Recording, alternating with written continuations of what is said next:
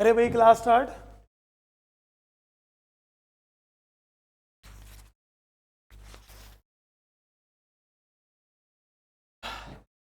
नमस्कार दोस्तों, एक बार फिर से आप सभी का स्वागत है मिशन इंस्पेक्टर बैच के 85th मॉक टेस्ट पे, जो कि हमारा है मेंस स्पेशल।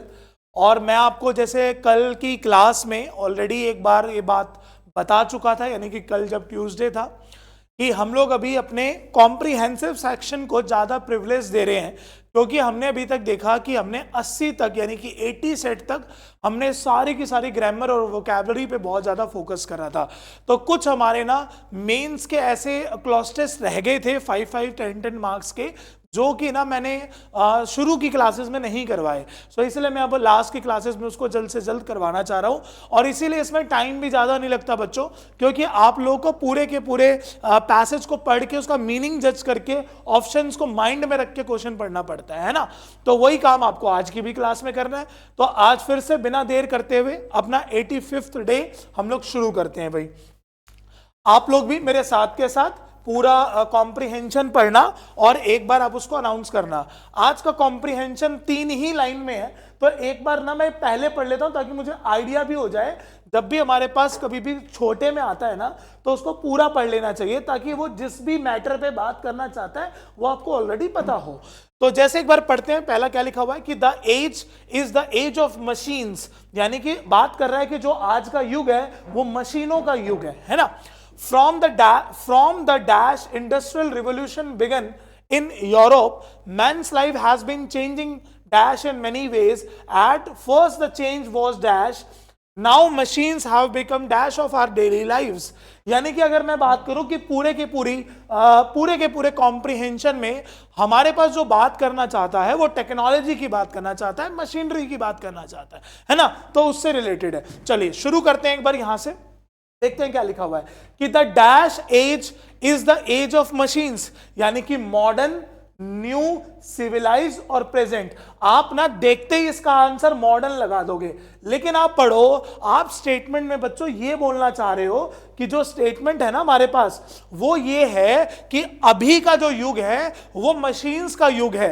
तो जो सेंस आएगा वो क्या आएगा बच्चों? द प्रेजेंट टाइम, है ना। यानी कि the present age is the age of machine. तो ध्यान रखेंगे, मॉडर्न नहीं, मॉडर्न तो हमें पता ही नहीं है ना, क्योंकि करंट में चल रहा है। वो करंट वाला जो सिनेरियो है वो मॉडर्न है, लेकिन हम बात कर रहे हैं कि जो अभी का जो युग है वो अभी का, यानी कि प्रेजेंट टाइम का, वो हमारा मशीन्स का है। आगे बढ़ते हैं, क्या बोल रहा है? From the dash the industrial revolution began in Europe, यानी कि शुरू से, यानी कि अगर मैं बात करना चाहूं तो बोलना चाह रहा है कि यूरोप का ये कल्चर रहा है कि उन्होंने इंडस्ट्रियल रिवोल्यूशन को आगे एनहेंस करा शुरू से। तो आप पढ़ो, सेंटेंस का सेंस बी में पता चल जाएगा।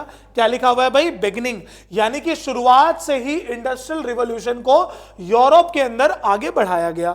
आगे देखते हैं क्या लिखा हुआ है। Men's life has been changing dash in many ways. आप चाहो तो देखो ऑप्शन में क्या लिखा है, इनटू, टाइम, इन और विद। आप चाहो तो इसको ऐसे पढ़ सकते थे कि चेंजिंग अलग अलग तरीके से कर रखी है, तो चेंजिंग के साथ फिर वहां पर प्रीपोजिशन आती है, कौन सी? इन। कहते हैं ना चेंजिंग इन डैश वेज, तो इस वे में यूज होगा। तो changing in many ways, at first the change was dash, slow, study, fast और स्टेगनेंट। देखो फास्ट तो हो ही नहीं सकता ना, क्योंकि शुरू में जब कोई भी टेक्नोलॉजी आती है तो वो धीरे धीरे आगे बढ़ती है। स्टडी का भी कोई सेंस नहीं है। स्टेगनेंट तो बिल्कुल फिक्स हो जाता है, जो रुका हुआ होता है। तो आंसर क्या हो जाएगा भाई? स्लो। यानी कि यहां पर हम लोग इसका आंसर क्या दे सकते हैं? स्लो, है ना। आगे बोल रहा है कि now machines have become dash of our daily life. तो कॉम्पोनेंट बन गया? नहीं, हमारी लाइफ का पार्ट बन चुका है ना। नेसेसिटी भी है और सपोर्ट भी है, लेकिन वो एक तरह का पार्ट है ना, कि भाई उसके बिना, उसके साथ हमें जिंदगी जीनी पड़ती है। और नेसेसिटी तो होता है जिसके बिना जिंदगी नहीं चल सकती। तो ऐसा नहीं है, बेशक मशीनरी की जरूरत है, लेकिन इसका मतलब ये नहीं है कि मशीनरी नहीं होगी तो आदमी का जीवन नहीं रहेगा, है ना। तो ये एक तरह का पार्ट ऑफ लाइफ है, लाइफ नहीं है। ठीक है, ध्यान रखो। चलिए अगला हमारे पास बच्चों 5 का एक क्लॉज टेस्ट था। अब नेक्स्ट हमारा 5 का एक और क्लॉज टेस्ट है। एक बार शुरू करते हैं सिक्स वाले कॉम्प्रिहेंशन से देखते हैं।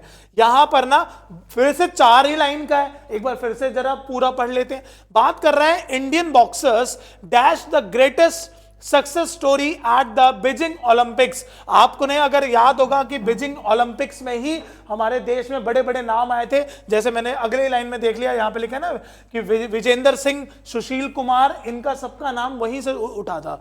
3 of the 5 boxers entered the quarterfinals and one, Virender Singh, the bronze. His dad's bouts almost took him. तो देखो जो बाउट होता है ना बच्चों, ये अ टाइम ऑफ सक्सेस होता है। जिस टाइम आपकी प्लेजिंग सिचुएशन चलती है, जब आपकी लास्ट में आपकी जिंदगी में सारी चीजें प्लेजर में होती है, तब इसको बोला जाता है। Him to the final when Sushil Kumar entered the fray, people thought, यानी कि उन्हीं तरीके के जो लोग होते हैं, है ना, thought he was just another competitor dash to the members, ठीक है, but Sushil went on to beat 3 dash in 1 hour to win the bronze, ठीक है। सेंटेंस का सेंस भी समझ में आ रहा है, जरा शुरू करते हैं यहां से भाई, पढ़ो क्या लिखा हुआ है कि Indian boxers dash greatest success story at the Beijing, यानी कि उसने उस चीज को ड्रू कर दिया नहीं, मेड कर दिया नहीं, स्क्रिप्टेड हो सकता है, स्क्रिबल्ड नहीं हो सकता, है ना, यानी कि ये क्योंकि एक तरह का कॉपी करना होता है, तो स्क्रिप्ट कर दी, यानी कि हमेशा के लिए लिख दी। आपने नोटिस करा होगा जब हम कोई नई अचीवमेंट कर उसको पा लेते हैं तो हम उसको जिंदगी भर के लिए प्रिंट कर देते हैं, वो प्रिंट का ही सेंस यहां पर स्क्रिप्टेड है। सो फर्स्ट का आंसर हो जाएगा 3rd। चलिए, तो success story in Beijing Olympics, 3 of the 5 boxers entered the quarter finals and one, Vijender Singh dash the bronze, stall, bagged, grabbed और एम्ड। एम्ड नहीं आएगा, स्टॉल भी नहीं आएगा, और ग्रैब्ड के साथ विद नहीं लगा हुआ, पर्सन है डायरेक्ट, तो बैग्ड, यानी कि उसने वहां पर हथिया लिया ब्रॉन्ज मेडल को, है ना। आगे पढ़ते हैं, क्या नाम है, हिज डैश बाउट्स, जरा देखते हैं नेक्स्ट क्या लिखा हुआ है, practical, doubtful, tactical, pragmatic. His dash bouts almost took him to the final, यानी कि आप पढ़ो, यहां पर एक वर्ड लिखा है टैक्टिकल, एक तरह का डिप्लोमैटिक आदमी, एक तरीके का ऐसा व्यक्ति जिसको पता होता है कि किस समय हमें क्या काम करना है। तो जो विजेंद्र सिंह थे, उन्होंने ब्रॉन्ज मेडल जो जीता, उन्होंने उसी टाइम अपने दिमाग में वो उस सिचुएशन को कैरी फॉरवर्ड करा, और इसीलिए यहां पर ये वर्ड हमने यूज करा। प्रैग्मेटिक नहीं हो सकता क्योंकि एक शिष्टाचार के लिए यूज होता है, ठीक है ना, कर्टेसी के लिए यूज होता है, प्रैक्टिकल भी नहीं होगा, डाउटफुल भी नहीं होगा। आगे बोल रहा है, ठीक है, कि when Sushil Kumar entered the fray, people thought he was just another competitor dash to the numbers, increase, raise, rise और एडिंग। कॉम्पिटिटर उसने क्या कर दिया भाई, ऐड कर दिया, सुशील कुमार के आने से एक मेंबर बढ़ गया, यानी कि यहां पर यूज होगा adding. But Sushil went on to beat 3 dash in 1 hour, competitor, enemies, foes, ये दोनों तो सेम ही वर्ड है, और प्लेयर्स। तो पढ़ो क्या लिखा है भाई हमारे पास, भाई कॉम्पिटिटर, क्योंकि सुशील कुमार ने जो भी उसके साथ लड़ रहे थे वो सारे उसके कॉम्पिटिटर थे। सो इसका आंसर हो जाएगा हमारे पास कौन सा भाई, 1st। अगला नेक्स्ट है बच्चों, देन थिंक। अच्छा, 11 से आपके पास दोबारा से एक और क्लॉज टेस्ट है, ठीक है, 2 क्लॉज टेस्ट हमने 5-5 नंबर के कंप्लीट कर लिए हैं।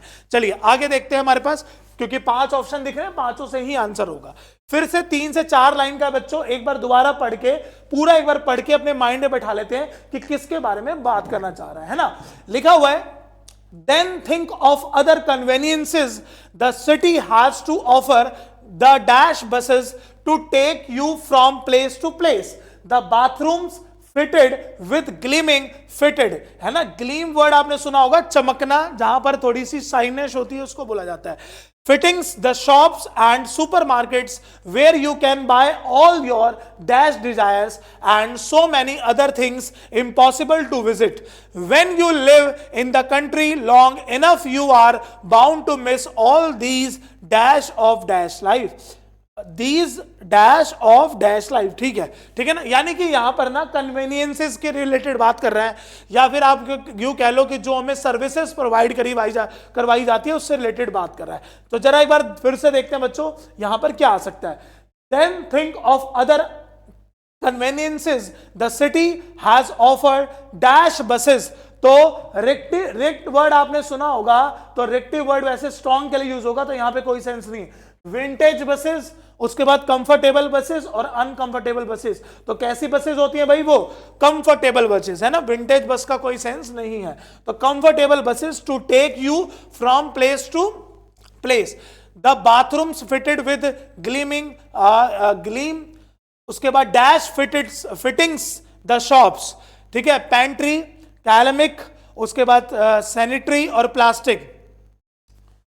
सैनिटरी हो गया ना, शॉप्स की बात कर रहे हैं आगे, सैनिटरी का जो भी सामान होता है उसकी, है ना। And supermarkets where you can buy all your dash desires and so many other things impossible to list, यानी कि माइंड्स, हार्ट्स, इमोशंस और पॉकेट्स। तो भाई हार्ट जो आपके दिल में है, जो आपकी विश लिस्ट है, आप उसको आराम से बाय कर पाओ, है ना। उसके आगे बोल रहा है कि when you live in the country long enough you are bound to miss all these क्या गुड्स, एमिनिटीज, सर्विसेज, है ना भाई। एमिनिटीज का सेंस आएगा ऑफ डैश लाइफ, क्या है यही था ना, हाँ। एमिनिटीज के बाद नेक्स्ट है dash life, Victorian, modern, ancient और रूरल। तो मॉडर्न लाइफ, है ना, पढ़ के पता चल रहा है ना कि यहां पर किसका सेंस आएगा? मॉडर्न लाइफ, यानी कि जो आपको मॉडर्न लाइफ में सारी एमिनिटीज मिल रही हैं उसके ऊपर यहां पर ये बात करी जा रही है, ठीक है भाई। तो इसका आंसर हो जाएगा हमारे पास बी। आगे बढ़ते हैं। इट इज डिफिकल्ट, यानी कि चेंज हो गया, यानी कि 16 से चेंज हो गया। और बच्चों इसमें 10 तक है, यानी कि अब हमारे पास जो लास्ट सेक्शन है वो 10 मार्क्स का है। हमने 3 कर लिए 5-5 नंबर वाले, और अब जो 16 से करेंगे 25 तक वो 10 नंबर वाले हैं। तो इसको तो साथ के साथ भी पढ़ते रहेंगे, बाकी साथ के साथ देखते रहना, ठीक है भाई। चलिए, it is difficult to believe that any man can be so spiritually dead as to have no dash for his native country after travelling in dash lands, यानी कि इतनी सारी बातों का ये पता चला कि बहुत मुश्किल होता है कि कोई ऐसा व्यक्ति आपको मिल जाए जिसकी खुद की कंट्री से वो प्यार ना करे, है ना। इसी टाइप का सेंस है, क्योंकि वो ऑप्शन में लव दिख रहा था। और बेशक वो दुनिया में कहीं पे भी रहे, लेकिन वो अपने ग्रासहुड से हमेशा जुड़ा रहता है ना। तो पढ़ो यहां पर जो ऑप्शन है कि नो के बगल में, तो साफ साफ पता चल रहा होगा नो लव, है ना। हेट्रेड नहीं है, पिटी नहीं है और काइंडनेस नहीं है। चलिए आगे देखते हैं क्या लिखा हुआ है। Native country after travelling in dash lands, foreign lands, abroad के बाद लैंड्स नहीं आ सकता, ओवरसीज गलत है, फाइन गलत है। तो पढ़ के पता चल रहा है कौन सा? Foreign lands. कि बेशक आप किसी भी अलग अलग कंट्रीज में घूम लो, लेकिन प्यार तो आप हमेशा अपने ही हिंदुस्तान को करते हो, है ना। अगला बोल रहा है but if such and dash person unmerciful, unsympathetic, unnatural और अनपैट्रियोटिक, यही हो गया ना कि कोई ऐसा कम ही कोई ऐसा देशभक्त ना हो जो एग्जिस्ट करता हो, है ना। सारे लोग देशभक्त होते हैं। उसके बाद हमारे पास take careful note of his career and you will find dash he will never, you will find dash he will never, if whether that or since का कोई सेंस नहीं है, वेदर लगेगा नहीं, दैट का सेंस आएगा। और यदि और इफ तो ऐसे नहीं लगाएंगे क्योंकि फ्यूचर टेंस लगा हुआ है, तो दैट का ही सेंस आ रहा है यहां पर, है ना। That he will never dash points to celebrate, encourage करना, ब्राइब नहीं करना, काइंडल भी नहीं करना, इंस्पायर करना, है ना। इंस्पायर का सेंस आ रहा है यहां पर कि you will find that he will never inspire poets to celebrate him in deathless songs, he dash be a man, he may, आ गया ना may का सेंस कि he may be a man of dash rank। देखते हैं dash rank, classic, high, first और smart, तो high rank आ रहा है ना सेंस यहां पर कि he may be a man of high rank, of noble family and of dash beyond the dream, riches, clothes, eatables और furnitures, riches आ रहा है ना सेंस यहां पर कि and of riches beyond the dream of avarice, यानी कि कोई भी greedy, है ना। but these great will not save him, benefits, donation, concession और advantages। तो advantage है ना कि यहां पर लिखा ना great advantage will not save him from being forgotten, in spite of them all he will win no dash during his lifetime, है ना।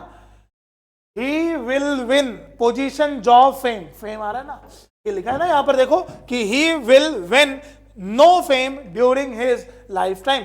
यानी कि पूरे के पूरे हमारे पास पैसेज में ना बात कर रहा था किसकी, अपनी कंट्री की, कि कोई भी कंट्री में जो लोग होते हैं वो कितने पैट्रियोटिक होते हैं ना, उसके ऊपर ये पूरी बात थी।